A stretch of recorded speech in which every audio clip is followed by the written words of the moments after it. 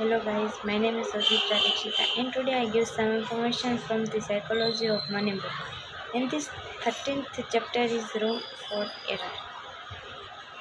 An important cousin of room for error is what I call optimism bias in risk taking or Russian roulette should statistically work syndrome. An attachment to favorable odds when the downside is unacceptable in any circumstances. Nassim Taleb says, you can be risk-loving and yet completely averse to ruin, and indeed you should. The idea is that you have to take risk to get ahead, but no risk that can wipe you out is ever worth taking. The odds are in your favor when playing Russian roulette, but the downside is not worth the potential upside. There is no margin of safety that can compensate for the risk. Same with money. The odds of many lucrative things are in your favor. Real estate prices go up most years, and during most years you will get a paychecks every other week. But if something has 95% odds of being right, the 5% odds of being wrong means you will almost certainly experience the downside at some point in your life. And if the cost of the downside is ruining the upside the other 95% of the time, likely isn't worth the risk no matter how appealing it looks. Leverage is the devil here. Leverage is taking an on debt to make your money go further but pushes a routine risk into something capable of producing ruin. The danger is that rational optimism most of the time masks the odds of ruin some of the time. The result is we systematically underestimate risk. Housing prices fell 30% last decade. A few companies defaulted on the debt. Their debts. Capitalism, it happens, but those with high leverages had a double wipeout. Not only were they left broke, but being wiped out erased every opportunity to get back in the game at the very moment opportunity was ripe. A homeowner wiped out in 2009 had no chance of taking advantages of cheap mortgage rates in 2010. Lehman Brothers had no chance of investing in cheap debt in 2009. They were done. To get around this, I think of my own money as Bible. I take risk with one portion and I am terrified with the other. This is not inconsistent, but the psychology of money would lead you to believe that it is. I just want to ensure I can remain standing long enough for my risk to pay off. You have to survive to succeed. To repeat a point we have made a few times in this book, the ability to do what you want, when you want, for as long as you want, has an infinite ROI. Room for error does more than just widen the target around what you think might happen. It also helps protect you from things you did never imagine, which can be the most troublesome events we face. The Battle of Strangling during World War II was the largest battle in history, with it come equally staggering stories of how people dealt with risk. One came in late 1942 when a German tank unit sat in reserve on grasslands outside the city. When tanks were desperately needed on the front lines, something happened that surprised everyone. Almost none of them worked. Out of 104 tanks in the unit, fewer than 20 were operable. Engineers quickly found the issue.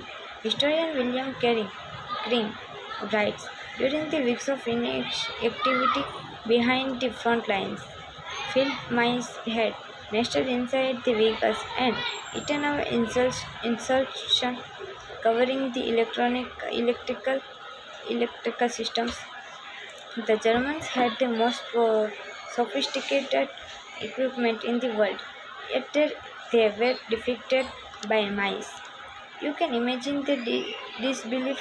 This almost certainly never crossed their minds. What kind of tank design think about mouse protection? Not a reasonable one, and not one who studied tank history.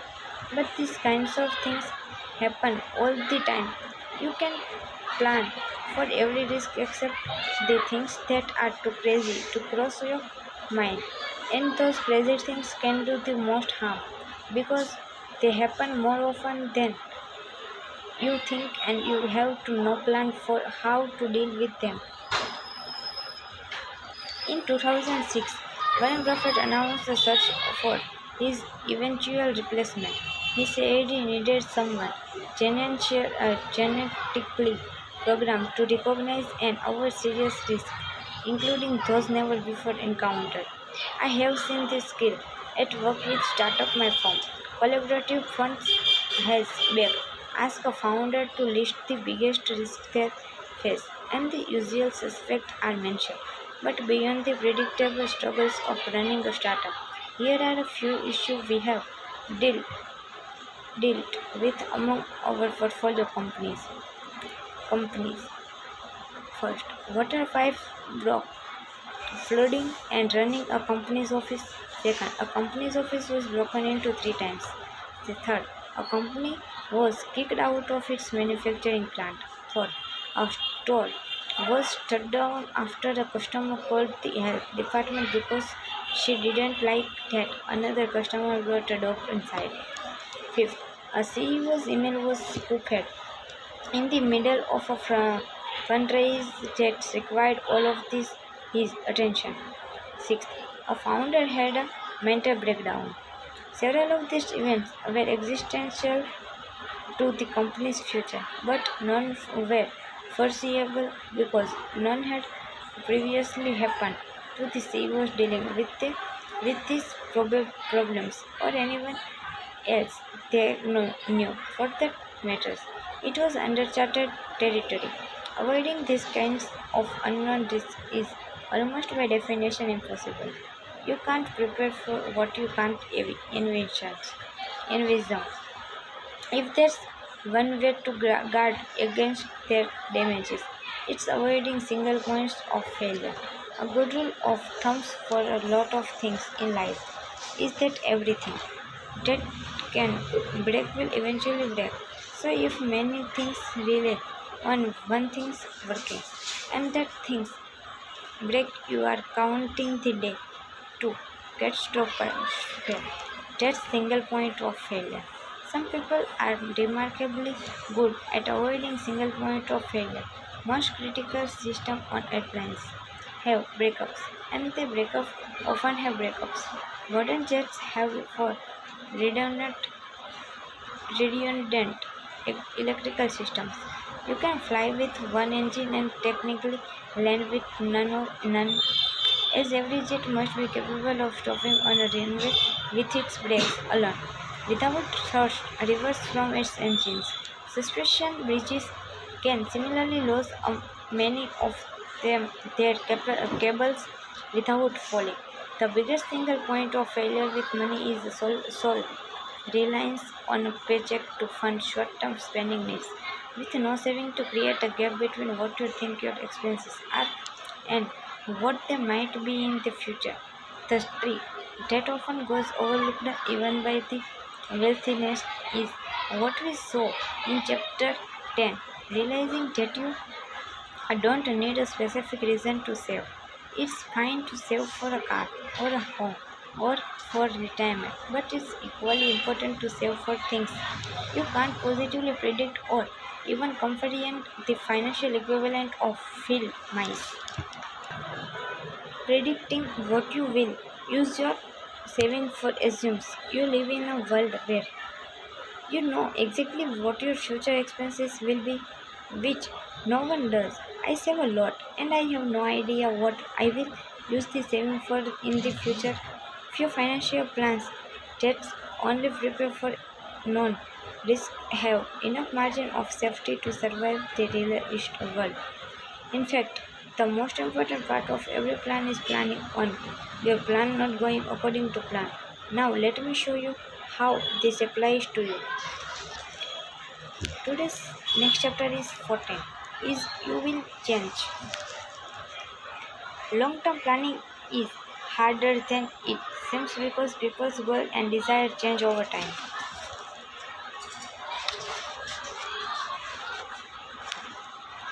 I grew up with a friend who came from neither privileges nor natural intellect, but he pushed and decades older than his classmates. He eventually became a doctor. How much fulfillment comes from starting from nothing, bulldozing your way to the top of medical school and achieving one of the most noble professions against all odds? I spoke to him a few years ago. The conversations went like this. Me. A long time no talk. How you do? I. Him. A full career. Me. Ah. Well. Him. A full career. Man. This went on for 10 minutes. The stress and hours had worn him into the ground. He seemed as disappointed in where he is today as he was driven toward where he wanted to be 15 years ago.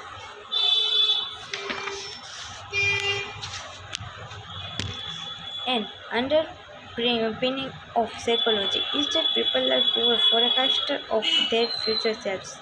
Imagining a goal is easy and fun. Imagining a goal in the context of the realistic life that grow with competitive pursuits is something entirely different. This has a big impact on our ability to plan for future financial goals. Every 5 years old boy wants to drive a tractor when they grow up. Few jobs look better in the eyes of a young boy whose idea of a good job begins and ends with vroom vroom deep deep big tractor. Here I come. Then many grow up and realize that driving a tractor maybe isn't the most best career. Maybe they want something more prestigious or lucrative. So as a teenager they dream of being a lawyer. Now they think they know. Their plan is set. Law school and its cost, here we come. Then as a lawyer they face such long working hours then that they really see their families. So perhaps that they take a lower paying job with flexible hours. Then they realize that childcare is so expensive that it consumes most of their paycheck and they opt to be or stay at home parents. This they conclude is finally the right choice. Then at age 70 they realize that a lifetime of staying home means they are unprepared to afford retirement. Many of us wind through life on a similar trajectory. Only 27% of college grads have a job related to their major. According to the Federal Reserve, 29% of stay-at-home parents have a college degree. Few likely regret their education, of course, but we should acknowledge that a new parent in their 30s may think about life goals in a way their 18 years old self-making career goals would never imagine. Long-term financial planning is essential, but things change both the world around you and your own goals and desires. It is one thing to say we don't know what the future holds. It's another to admit that you yourself don't know today what you will even in the future. And the truth is few of us do. It's hard to make enduring long-term decisions when your view of what you will want in the future is likely to shift. The end of history illusion is what psychologists call the tendency for people to be keenly aware of how much they have changed in the past but to underestimate how much their personalities, desires, and goals are likely to change in the future. Harvard psychologist Daniel Gilbert once said, at every stage of our lives, we make decisions that will profoundly influence the lives of the people we are going to become. And then, when we become those people, we are not always thrilled with the decision we made. So, young people pay good money to get tattoos. Remove that teenagers paid good money to get. Middle-aged people rush to divorce. People who young adults rush to marry. Older adult works hard to lose what middle-aged adult work hard to gain. On and on and on. All of us, he said, are walking around with an illusion that history, our personal history has just come to an end, that we have just recently become the people that we are, were always meant to be and will be for the rest of our lives. We tend to never learn this lesson. Gilbert research shows people from age 18 to 68 underestimate how much they will change in the future. You can see how this can impact a long-term financial plan. Charlie Munger says the first rule of compounding is to never interrupt it in unnecessarily. But how do you not interrupt on money?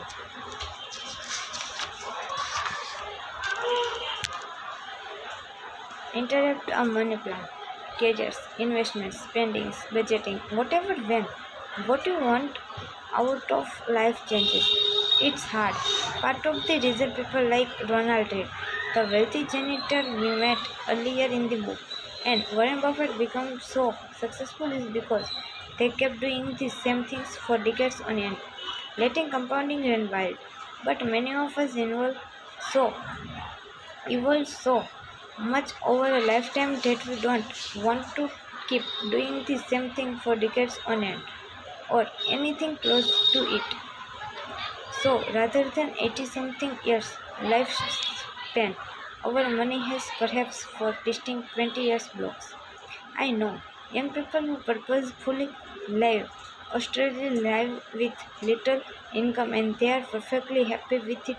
Then there are those who work their tails off to pay for a life of luxury and they are perfectly happy with it.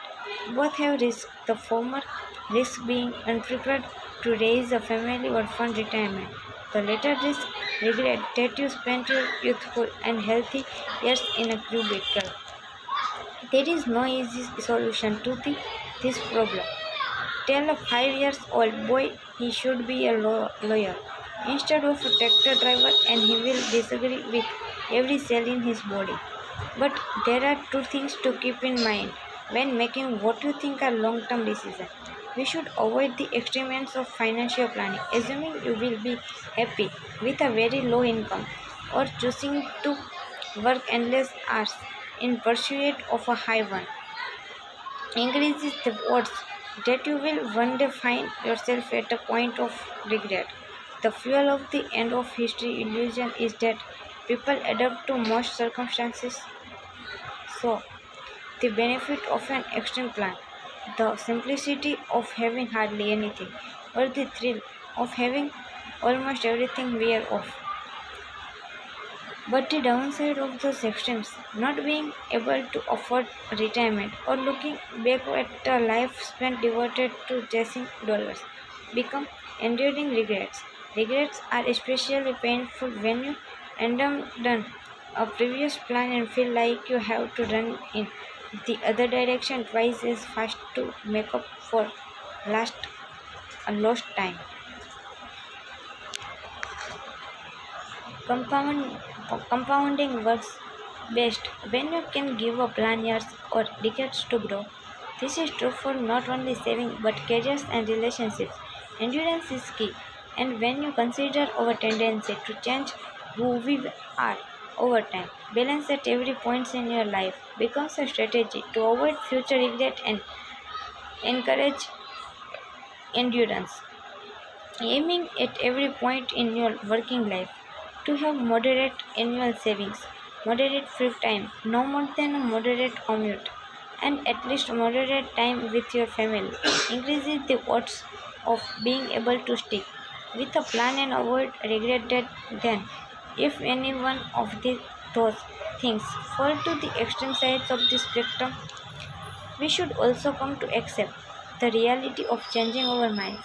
Some of the most miserable workers I will I have met are people who stay loyal to a career only because it's the field they picked when deciding on a college major at as 18. When you accept the end of history illusion, you realize that the odds of picking a job when you are not old enough to drink that you will still enjoy. When you are old enough to qualify for social security or law, the trick is to accept the reality of change and move on as soon as possible. Sessions weighing the Wall Street Journal investment columnist work, work with psychologist Daniel Kahneman on writing Kahneman's book Thinking Fast and Slow. Javin once told the story about a personality quirk of Kahneman's that served him well. Nothing amazed me more about Danny than his ability to detonate what we had just done. Swing growth. He and Kahneman could work endlessly on a chipper, but the next things you know, sense of version so utterly transformed that it is unrecognizable. It beings differently. It ends differently. It incorporates and decodes and evidence you never would have thought of. It drawn on research that you have never heard of.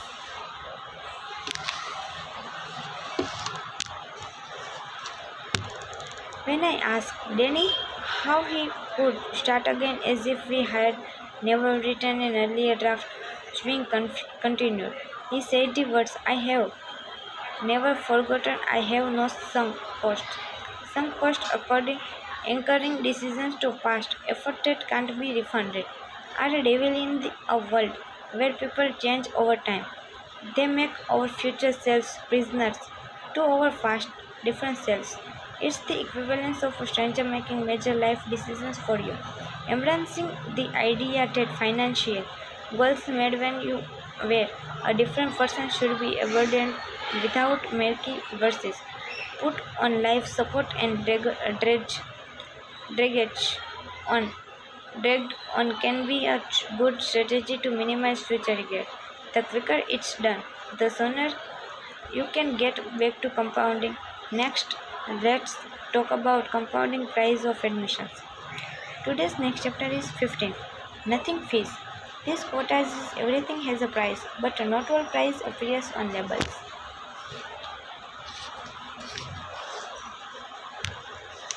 Everything has a price, and the key to a lot of things with money is just figuring out what that price is and being willing to pay it. The problem is that the price of a lot of things is not obvious until you have experienced them firsthand when the bill is overdue. General Electric was the largest company in the world in 2004, worth a third of $1 trillion. It had either been first or second each year for the previous decades. Capitalism shining example of corporate aristocracy. Then everything fell to pieces. The 2008 financial crisis sent GE's financing divisions, which supplied more than half the company's profits, into chaos. It was eventually sold for scrap. Subsequent bets in oil and energy were disastrous, resulting in billions in write-offs. GE stocks fell from $40 in 2007 to $7 by 2018. Blame placed on CEO Jeff Immelt, who ran the company since 2001, was immediate and harsh. He was criticized for his leadership, his acquisitions, cutting the dividends, laying off workers, and, of course, the plugging stock prices. Rightly so, thus rewarded with dynastic wealth.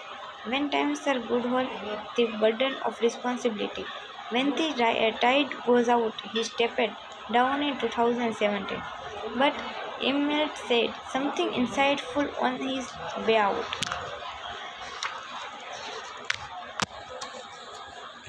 Responding to criticize who said his actions were wrong and what he should have done was obvious. Imlet told his successor, every job looks easy when you are not the one doing it. Every job looks easy when you are not the one doing it because the challenges faced by someone in the arena are often invisible to those in the crowd. Dealing with the conflicted demands of sprawling blood, short-term investor regulators, unions, and attendance bureaucracy is not only hard to do, but it's hard to even recognize the severity of the problems until you are the one dealing with them. Imlet's successor who lasted 14 months learned this as well. Most things are harder in practice than they are in theory. Sometimes this is because we are overconfident. More often it's because we are not good at identifying what the price of success is, which prevents us from being able to pay it. The S&P 500 increased 119-fold in the 50 years ending 2018. All you had to do was sit back and let your money compound. But of course, successful investing looks easy when you are not the one doing it. Hold stocks for the long run. You will hear it's good advice, but do you know how hard it is to maintain a long-term outlook when stocks are collapsing? Like everything else, worthwhile successful investing demands a price, but its currency is not dollar and cents. It's volatility, fear, doubt, uncertainty, and regret, all of which are easy to overlook until you are dealing with them in real time. The inability to recognize that investing has a price can tempt us to try to get something for nothing, which, like shoplifting, rarely ends well. Say you want a new car, it costs $30,000. You have three options. First, pay $30,000 for it. Second, find a cheaper use one. Or third is steal it. In this case, 99% of people know to avoid the third option because the consequences of stealing a car outweigh the upside. But say you want to earn an 11% annual return over the next 30 years so you can retire in peace. Does this reward come free? Of course not. The world is never that nice. There is a price tag, a bill that must be paid. In this case, it's never-ending taunt from the market, which gives big returns and takes them away just as fast, including dividends. The Dow Jones Industrial Averages returned about 11% per year from 1950 to 2019, which is great. But the price of success during this period was dreadfully high. The shaded lines in the chart show when it was at least 5% below its previous all-time high. This is the price of market returns, the free. It is the cost of admission and it hurts. Like most products, the bigger the returns and higher the price. Netflix stock returned more than 35% off from 2002 to 2018, but traded below its previous all-time high on 94% of days. Monster beverages returned 319,000% from 1995 to 2018, among the highest return in history, but traded below its previous high 95% of time during that periods. Now, here's the important part. Like the car, you have a few options.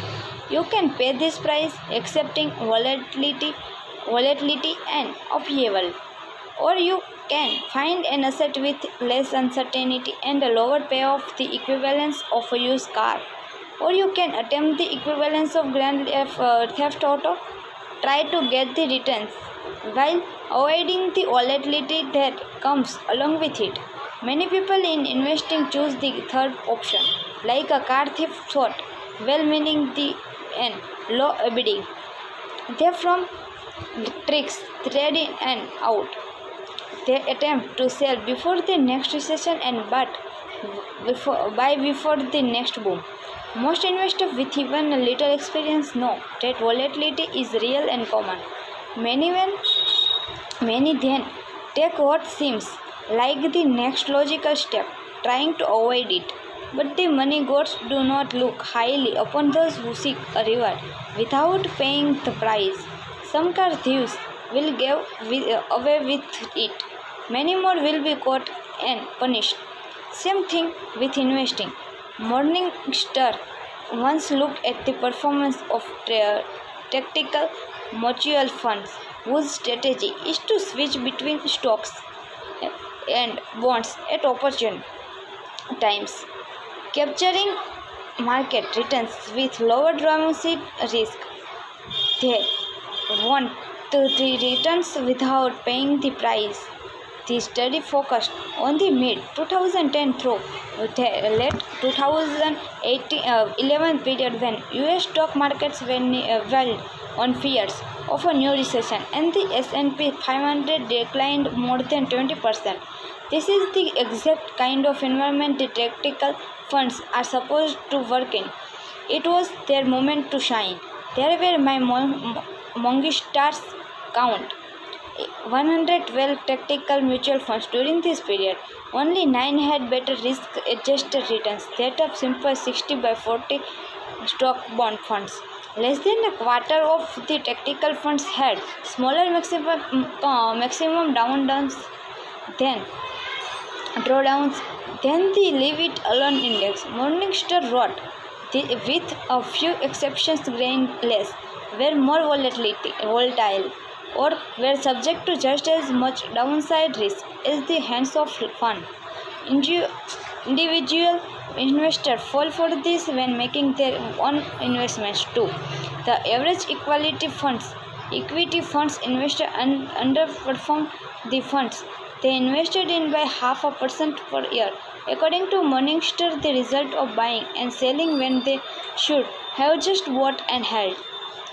The irony is that by trying to avoid the price, investors end up paying doubles. Back to GE, one of its many faults stems from an era under former CEO Jack Welch. Welch became famous for ensuring quarterly earning per share beat Wall Street estimates. He was the grandmaster. If Wall Street analysis expected $0.25 per share, Jack would deliver $0.26 no matter the state of business or the economy. He did do that by messaging the numbers.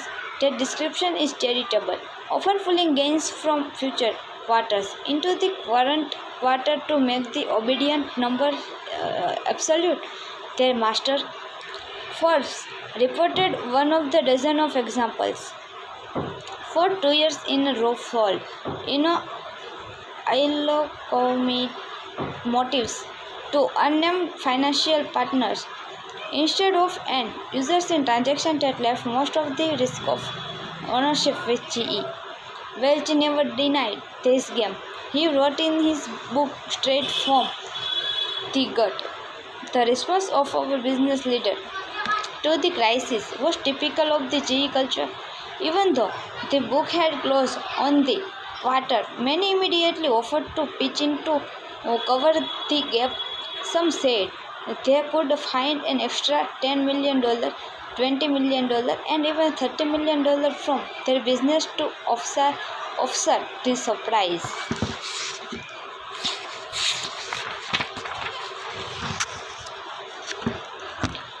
The result was that under Welch leadership, stockholders didn't have to pay the price. They got consistency and predictability. A stock surged year after year without the surprise of uncertainty. Then the bill came due, like it always does. GE shareholders have suffered through a decades of mammoth losses that were previously shielded by recounting maneuvers. The penny gains of Welch era become dime losses today.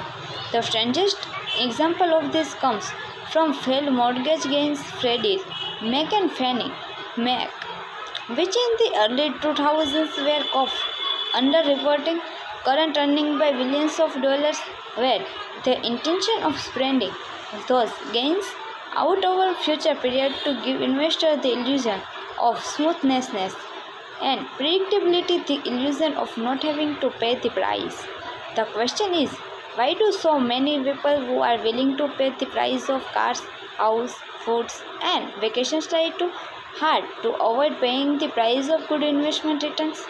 The answer is simple. The price of investing success is not immediately obvious. It's not a price tag you can see. So when the bill comes due it doesn't feel like a fee for getting something good. It feels like a fine for doing something wrong. And while people are generally fine with paying fees, fines are supposed to be avoided. You are supposed to make decisions that prompt and avoid fines. Traffic fines and IRS fines means you did something wrong and deserve to be punished. The natural response for anyone who watches their wealth decline and views the drop as a fine is to avoid future fines. It sounds trivial, but thinking of market volatility as a fee rather than a fine is an important part of developing the kind of mindset that lets you stick around long enough for investing gains to work in your favor. Few investors have the dispositions to say, I am actually fine if I lost 20% of my money. This is double true for new investors who have never experienced a 20% decline. But if you view volatility as a fee, things look different. Disneyland tickets cost $100, but you get an awesome day with your kids you will never forget. Last year, more than 18 million people thought that fee was worth paying. Few Few felt the $100 was a punishment or a fine. The worthless trade-off of fees is obvious when it's clear you are paying one. Some with investing, where volatility is almost always a fee, not a fine. Market returns are never free and never will be. They demand you pay a price like any other product. You are not forced to pay this fee, just like you are not forced to go to Disneyland. You can go to the local country fair where tickets might be $10 or stay home for free. You might still have a good time, but you will usually get what you pay for. Same with markets. The volatility uncertainty fee, the price of returns, is the cost of admission to get returns greater than low fee parks like cash and bonds. The trick is convincing yourself that the market's fee is worth it. That's the only way to properly deal with volatility and uncertainty. Not just putting up with it, but realizing that it's an admission fee worth paying. There's there's no guarantee that it will be. Sometimes it rains at Disneyland. But if you view the admission fee as a fine, you will never enjoy the magic. Find the price, then pay it. Today's next chapter is 16. Is you and me. This quarter is beware taking financial courses from people playing a different game than you are.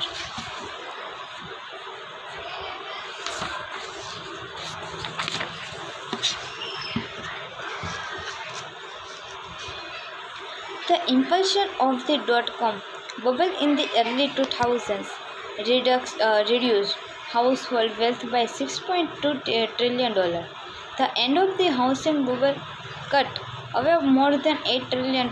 It's hard to overstate how socially devastating financial bubbles can be. They ruin lives. Why do these things happen? And why do they keep happening? Why can't we learn our lesson? The common answer here is that people are greedy. The common answer here is that people are greedy, and greed is an individual feature of human nature. That may be true, and it's good enough answer for most. But remember from chapter 1, no one is crazy. People make financial decisions they regret, and they often do so with scarce information and without logic. But the decision made sense to them when they were made. Blaming bubbles on greed and stopping their misses about important lesson about how and why people rationalize what in hindsight look like greedy decision. Part of why bubbles are hard to learn from is that they are not like cancer. Part of why bubbles are hard to learn from is that they are not like cancer, where a biopsy gives us a clear warning and diagnosis. They are closer to the rise and fall of a political party, where the outcomes is known in hindsight, but the causes and blames are never agreed upon. Competition for investment returns is for fires, and someone has to own every asset at every point in time. That means the mere idea of bubbles will always be controversial because no one wants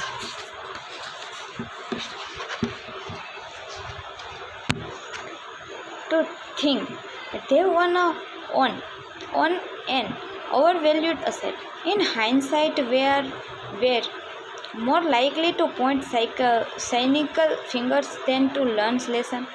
I don't think we will ever be able to fully explain why bubbles occur. It's like asking why wars occur. There are almost always several reasons, many of them conflicting, all of them controversial. It's too complicated a subject for simple answers. But let me propose one reason they happen that both goes overlooked and applies to you personally. Investors often innocently take causes from other investors who are playing a different games than they are. An idea exists in finance that seems innocent but has done calculable damages. It's the notion that assets have one rational price in a world where investors have different goals and time horizons. Ask yourself, how much should you pay for Google stock today? The answer depends on who you are. Do you have a 30-year time horizon? Then the smart price to pay involves a soccer analysis of Google discounted cash flows over the next 30 years. Are you looking to cash out within 10 years? Then the price to pay can be figured out by an analysis of the tech industry's potential over the next decades and whether Google's management can execute on its vision. Are you looking to sell within a year? Then pay attention to Google's current product sales cycle and whether we will have a bear market. Are you a day trader? Then the smart price to pay is who cares?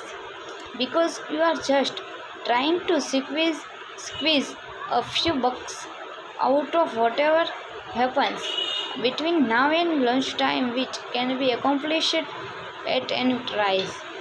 When investors have different goals and time horizons, and they do, in every asset class, price that look ridiculous to one person can make sense to another because the factors those investors pay attention to are different. Take the dot-com bubbles in the 1990s. People can look at Yahoo stock in 1999 and say that was crazy, a zillion times revenue. The valuation made no sense, but many investors who owned Yahoo stock in 1990 had time horizons so short that it made sense for them to pay a ridiculous price. A day trader could accomplish what they need, whether Yahoo was it $5 a share or $500 a share, as long as it moved in the right direction that day. And it did for years. An iron rule of finance is that money chases returns to the greatest extent then that it can. If an asset has momentum, it's been moving consistently up for a period of time. It's not crazy for a group of short-term traders to assume it will keep moving up, not identify finally just for the short period of time they need it to. Momentum attracts short-term traders is in a reasonable way. Then it's off to the races. Bubbles from when the momentum of short-term returns attracts enough money that the makeup of investors shifts from mostly long-term to mostly short-term. That process feeds on itself. As traders push up short-term returns, they attract even more traders before long, and it often doesn't take long. The dominant market price setters with the most authority are those with shorter time horizons. Bubbles aren't so much about valuation rising, that's just a symptom of something else. Time horizon shrinking as more short term trader enter the playing fields. It's common to say the dot-com bubbles was a time of irrational optimization about the future, but one of the most common headlines of that era was announcing record trading volume, which is what happens when investors are buying and selling in a single day. Investors, particularly the ones setting price, were not thinking about the next 20 years.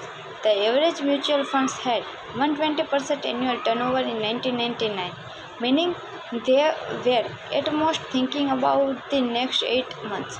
So were the individual investor who bought those mutual funds. Maggie Mahar wrote in her book Bull.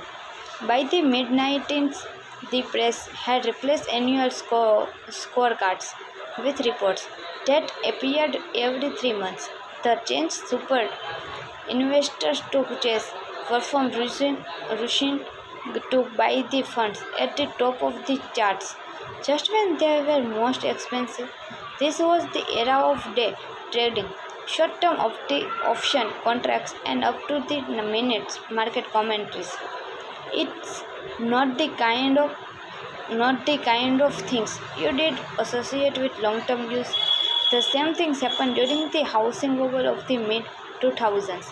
It's hard to justify paying $7 lakh for a two-bedroom Florida trek home to raise your family in for the next 10 years, but it makes perfect sense if you plan on flipping the home in a few months into a market with rising prices to make a quick profit, which is exactly what many people were doing during the bubble. And data from Atom, a company that tracks real estate transactions, shows the number of houses in America that sold more than once in a 12 months period. They were flipped, rose fivefold during the bubble, from 20,000 in the first quarter of 2000. But it makes perfect sense if you plan on flipping the home in a few months into a market with rising prices to make a quick profit, which is exactly what many people were doing during the bubble. Data from Atom, a company that tracks real estate transactions, shows the number of houses in America that sold more than once in a 12 months period. They were flipped, rose fivefold during the bubble. From 20,000 in the first quarter of 2000 over 1 lakh in the first quarter of 2004, flipping plunged after the bubble to less than 40,000 per quarter, where it's roughly remaining since. Do you think this flipped care about long-term prices to ratios, or whether the prices they paid were backed up by long-term income growth? Of course not. Those numbers weren't relevant to their game. The only thing that mattered to flippers was that the price of the home would be more next month than if it was this month. And for many years it was. You can say a lot about these investors. You can call them speculators. You can call them irresponsible. You can shake your head yet their willingness to take huge risks. But I don't think you can call all of them irrational. The formation of bubbles isn't so much about people irrationally participating in long term investing. They are about people somewhat rationally moving toward short term trading to capture momentum that had been feeding on itself. What do you expect people to do when momentum creates a big short term return potential? Sit and watch patiently. Never, that's not how the world works. Profits will always be cashed, and short term traders operate in an area where the rules governing long term investing, particularly around valuation, are ignored because they are irrelevant to the game being played. That's where things get interesting and where the problems begin. Bubbles to their damage when long-term investors paying one game start taking their causes from those short-term traders playing another. Psycho stock Kisco stock rose $300 in 1990s to $60 per share. At that price, the company was valued at $600 billion, which is insane. Few actually thought it was worth that much. The day traders were just having their fun. Economist Barton Malky once pointed out that psycho simplified growth rate at that valuation mean it would become larger than the entire US economy within 20 years. Do you think this flipper cared about long-term price to rent ratios or whether the price they paid were backed up by long-term income growth? Of course not. Those numbers weren't relevant to their game. The only things that mattered to flippers was that the price of the home would be more next month than it was this month. And for many years it was. You can say a lot about these investors. You can call them speculators. You can call them irresponsible. You can shake your head at their willingness to take huge risk. Sorry. Psycho stock rose 300% in 1990 to $60 per share. At that price, the company was valued at $600 billion, which is insane. Few actually thought it was worth that much. The day traders were just having their fun. Economist Burton Mackey once pointed out that Psycho's implied growth rate at that valuation meant it would become larger than the entire US economy within 20 years. But if you were a long-term investor in 1990s, $60 was the only price available to buy, and many people were buying it at that price. So you may have looked around and said to yourself, wow, maybe this other investor know something I don't. Maybe you went along with it, you even felt smart about it. What you don't realize is that the traders who were setting the magical price of the stock were playing a different games than you were. $60 of share was a reasonable price for the traders because they plan on selling the stock before the end of the day when its price would probably be higher. But $60 was a disaster in the making for you because you plan on holding shares for the long term. These two investors rarely even know that each other exists, but they are on the same field, running toward each other. When their paths blindly, coldly, someone gets hurt. Many finance and investment decisions are rooted in watching what other people do and either copying them or better betting against them. But when you don't know why someone behave like they do, you won't know how long they will continue acting that way. What will make them change their mind or whether they will ever learn their lessons. Thank you.